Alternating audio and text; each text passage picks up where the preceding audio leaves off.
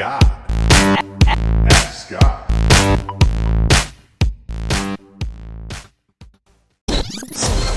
Hello, Scott. My name is Wasim. I've been listening to your podcast since about a month and a half ago, and it helped me arrive today to a state where I'm sourcing my first product. I'm currently contacting suppliers. My question today is about the details that I put in my listing. I happen to source a product which, if you want to make it high quality, then you have to use certain parameters that has to do with the material quality. For example, density, strength, water resistance, and the other things. Now, if I look at the market as a whole, what my competitors are doing, they all have in their description something that says something along the line that this is a very high quality product and it's very strong and very durable, something like that. But none of them say that this product is made of such and such material, of such and such strength, and its water resistance, 1000, whatever. They don't give the details. Although famous companies out of Amazon that sell similar products, they state in a very professional and very detailed way, they state all the values of these parameters, which I thought might be a good idea to add to my listings in Amazon. However, my only concern is that if I do that, if I list my details parameters, it will be easier for my competitors to copy the product. And I was just wondering, what do you think about that? What are your thoughts about it? I would love to hear your answer, and thank you very much again for your podcast. It has been such a good teacher for me, and I'm sure for many others. Hope to hear from you. Hey, Wasim, thank you so much for the question.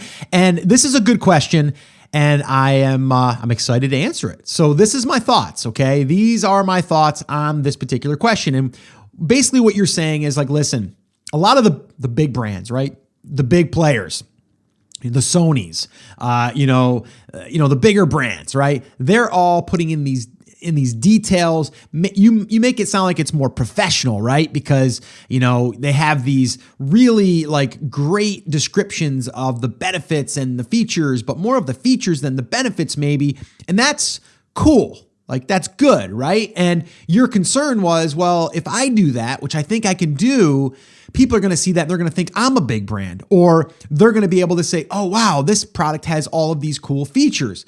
But here's the deal. I don't know that all of those features are going to help you convert better. Okay. And what I mean by that is your customer that's looking at that, is it driven by features, or is it benefits, or is it a little bit of both? Is it, a main brand that's selling them? Like, what is it? I think every market is a little bit different. Now, that doesn't mean that you shouldn't give some really good details about your product and have it well written and have those benefits really scream out. I think the benefits are more important than the features, but if there's a feature that needs to be highlighted because everyone wants to make sure that that product has those, or that feature or those features in it, then it's very important that you put it in there. You probably even want to use the enhanced content feature and build out a little mini sales page that has, graphics that show the feature, right?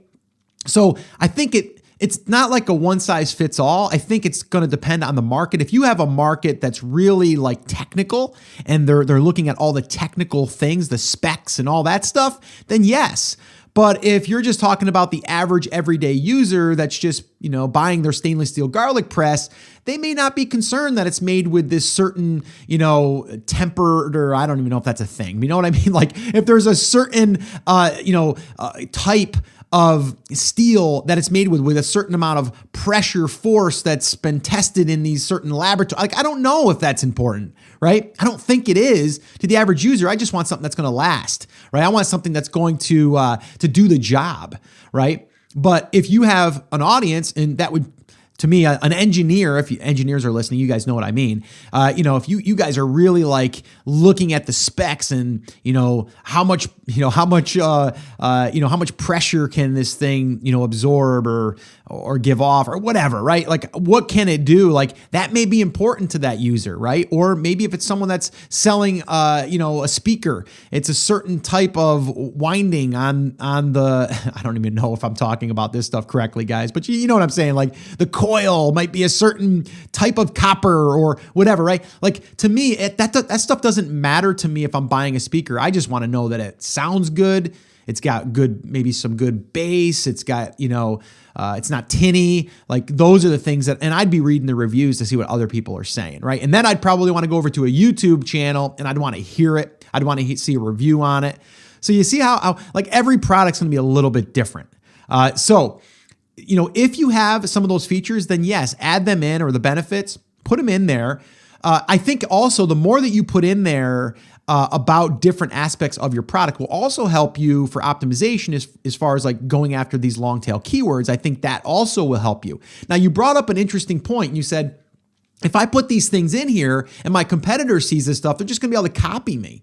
Well, that's true in a sense, but again, if you have this specialty stuff and you're not just grabbing it off the shelf, it's going to be hard for them to have it manufactured unless they go through a lot of work. The other thing is if you have something like that, you may not want to put all of those fine details in there unless you know that your audience wants to hear it or your customer base wants to hear it or see it.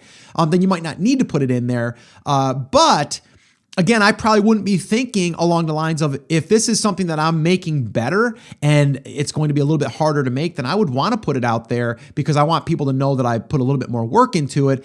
And then I wouldn't really worry about people ripping me off. And if it's that good, then you probably want to patent it if you can, or you want to get some type of protection on there. Again, these are some things that we really can't do unless we're here sitting down in person and you to give me some feedback. But hopefully this has given anyone listening that's thinking to themselves they need to give all of those details, all of those features, like really feature rich. Those features don't mean anything to me unless they're talking about a problem or an issue that I was having with another product. And then I start scanning down and I see that yours solves that problem. That's me. Right? But if you're an engineer or someone that's really technical about a product and you're looking at all of those different details, then it's probably going to be beneficial to put in there all of those features. For example, if you're a ham radio person, right, that likes to do ham radio, you're thinking a little bit differently about like schematics and all of this stuff, right? You're going to be probably wanting to know the different frequencies and all of the different nuances that go into ham radioing. Again, so it's just a different audience, different customer base. So you have to kind of decide that yourself. But I don't think that necessarily putting in that stuff is going to hurt you as far as someone coming in there and ripping you off. That I don't think. But I think it can help you if it makes sense. So I know it was kind of like a long-winded answer, but there's a couple of different ways to look at it. And hopefully by me kind of going through that and flushing that out, you can see maybe it's for your product, maybe it's not for your product. There's not like a one set or way of doing this, okay? So hopefully that helped. Good luck. Keep me posted. Well, hey there. Thank you so much for listening to that episode of Ask Scott. Now, that was just a highlight from one of our full episodes where I generally answer 3 to 4 questions on a podcast. If you want to go back and listen to all of the past archives of not just the Ask Scott session, but all of the full episodes where I do interviews with top Amazon sellers, people starting from scratch and building a business, if you want to listen to any of those episodes, head over to theamazingseller.com and you can find all of that over there. You can also find details there on how you can ask your own question and get it aired on an upcoming Ask Scott session and possibly see it here on YouTube or just on the podcast. All right, so definitely head over to theamazingseller.com. There's tons of resources over there for you to be able to build your e-commerce and Amazon business. So definitely go check that out. Now, I just wanted to remind you one thing before I let you go. There's a lot of information out there and some of it is really, really good. But what I want you to remember is you have to not just consume the information, you have to actually apply that information. So take this information that you learned here today and apply it to your business. And this way here, you can get results. As my shirt says, I wear it almost daily. Take action. We'll see you guys.